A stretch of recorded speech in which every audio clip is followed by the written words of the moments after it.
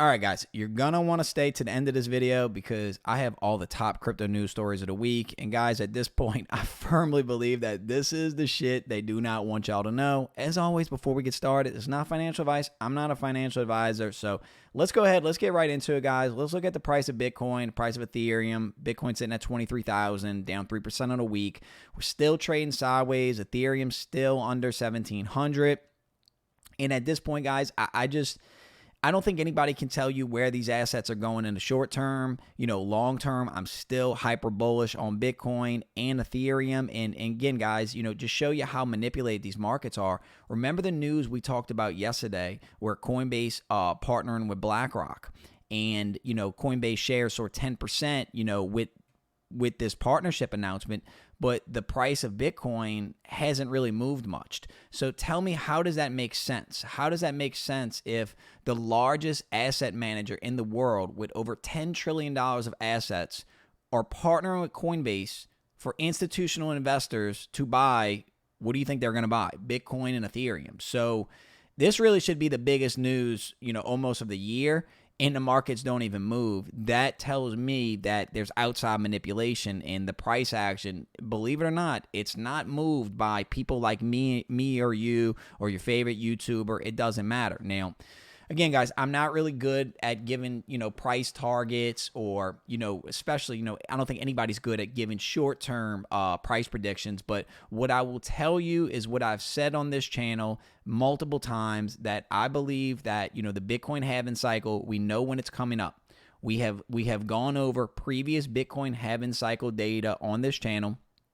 And basically where I'm putting my money is betting on the fact that between now in 2024, I believe, when the Bitcoin halving cycle, and that in between now and then, we will see some type of blow off top for Bitcoin.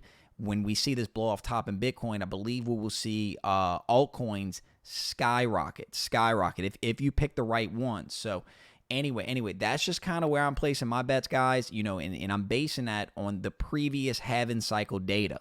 Now, this could be the time that the data, there's no trend. The trend could be broken. Who knows? But anyway, so let's go over, guys, because there's still a lot of big crypto news. And, guys, check out this tweet from Lark Davis. The amount of Bitcoin on exchanges, guys, it's dwindling. And as we get closer to the halving, and, all these big institutions like BlackRock coming in with $1 trillion of assets, all wanting to buy it up. When the exchanges are all sold up, guess what, guys? They got to buy it from us. So I know it's like I'm beating a dead horse, but I'm saying it, guys, long term, I'm still super bullish on Bitcoin and Ethereum. Now, here's an article, guys. Probably not the best news. Every U.S. crypto exchange and Binance is being investigated by the SEC, says Senator Loomis staffer. So, yeah, guys, so the SEC has decided to just investigate everybody. Coinbase, Binance, all these crypto exchanges. Now, let me show you one part of the article that I think is super important, guys. Evidence that the situation might be changing starting to emerge in June when Gary Gensler, the SEC chairman, implied that Ethereum was a security when he said Bitcoin was the only crypto asset he was comfortable calling a commodity.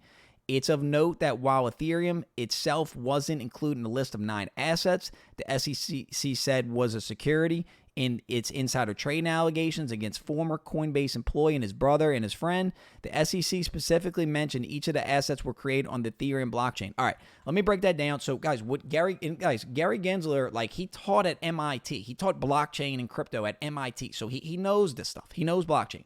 But what he basically said was that they determined that Bitcoin is a commodity. It is not a security. So if it's not a security, then it's not to be regulated by the SEC. So that should be the green light. That should be the green light for Bitcoin to skyrocket. But it hasn't moved. It hasn't moved since he said that. Now, the other part of what he said about Ethereum is definitely cause to be concerned, because I'd have to find the video, guys, but I've seen videos of somebody in the SEC or somebody saying that Ethereum's not a security because of its smart contract functionality. Now, what's interesting to note, he talked about the lawsuit, with Coinbase and some of these coins. Some of these coins that the SEC are investigating as securities are built on the Ethereum blockchain. So I think nothing's going to come of it, guys. I think it's, I don't want to call it FUD. It's just so confusing and so weird at this point that I think when it's all said and done, we're going to have a new 3-letter agency to regulate these assets, and it won't be the SEC, because I don't believe these assets to be securities. I just, by definition, they are not securities. So, and again, if Bitcoin's not a security, and Ethereum hasn't been deemed a security as of yet, then what is stopping? And like, basically, if you deem Ethereum as a security, well, guess what? Bye every smart contract platform, because then they'll all be securities. So again, guys, I think nothing's going to come of it, but I just thought it was newsworthy of covering. So anyway, let's go to the next story, guys. We got some good news. Voyager Digital can repay customers with USD 270 million of holding, Judge ruled. So that's right, guys. So Judge ruled, and I guys, I'm not a bankruptcy attorney. I've never been through a bankruptcy. I don't know much about them, but what it seemed to be what happened is they froze all the assets while they figure out who gets what in what order, what creditors get what money in what order. I would think that the little guy, me and you, would be first. So 270 million, is that enough to repay all their little guy customers? Probably not, but it's definitely good signs. Also, too, guys, other good signs. Check out this article. Crypto lender Voyager Digital has received several purchase offers higher than FTX's report. So that's, again, guys, the more money they get, and guys, they said that Voyager Digital's offer was like, just a slap in the face. And I looked at it like, hey, guys, you went bankrupt. You got to take what you get at this point, because you got to repay, your customers now. And guys, thank you so much for watching if you made it this far in the video. But drop me a 100 emoji if you did. But anyway, so yeah. So this is good news, but guys, because I think that, whether it's FTX or another exchange that wants to acquire, these exchanges, they have a thing called, your customer acquisition cost. Now, if you can take on all these crypto customers and make them whole, I would imagine that, say if it's FTX, and say you had $4,000 on Voyager, and FTX does buy Voyager and makes you whole your $4,000, chances are you're staying on that exchange for life, FTX, right? Or you're just getting out of crypto entirely. But I'd imagine that for those who stay, so I think that it's probably a great business opportunity for somebody to acquire, to fix this Voyager situation, because they will forever be in the good graces of like all of Web3. Anyway, that's just my opinion, guys. A lot of people probably hate them. Other bullish news, guys. Instagram expands NFT platform to 100 countries. Here's a little picture, of how the implementation is going to be. And guys, I think this is going to be huge.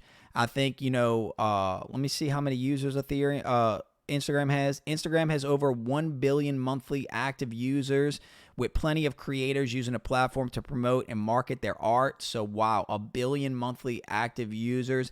Oh, and by the way, what wallets are they going to be used? With support of Coinbase and Dapper wallets, Instagram now supports wallets from Rainbow, MetaMask, and Trust Wallet, as well as three blockchains: Ethereum, Polygon, and Flow. As y'all know, guys, Ethereum and Polygon being some of the biggest holdings on this channel.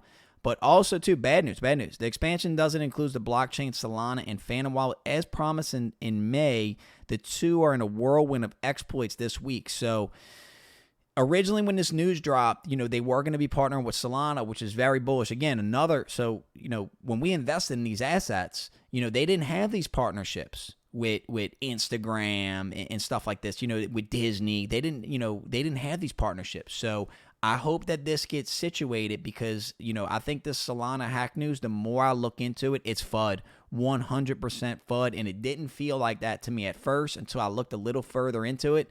Check out this article, guys. And guys, this is the shit I think they don't want you to know. Slope wallet provider saved user seed phrases in plain text. Solana security researchers find. So this Slope Finance people, built this wallet on the Solana blockchain, and that's where the exploits were coming. So it's the equivalent of like if you're using, say, the internet, and you go on a website that your identity gets stolen. That doesn't make the internet a terrible thing.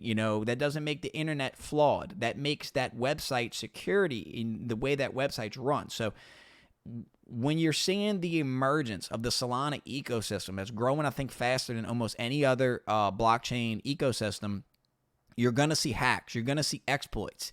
What's important is, does the team address the exploits and fix them? From what I see, what all the venture capitalist funding Solana has, they are doing that. I mean, guys, this blockchain has a store in New York. So again, I'm not a computer science expert. I'm not a programmer. I don't know how to write a smart contract. I'm just looking at some of the macro stuff, and I think that when it's said and done, Solana will be one of the big dogs, up there in terms of market cap, up there with Ethereum. I truly do. I think there's enough room for multiple blockchains. Anyway, y'all, so I'm Classic Kev. That's all the news of the day. Thank you so much for watching. If you made this far in the video, drop me a 100 emoji in the comments. Anyway, y'all, I'm out. Peace.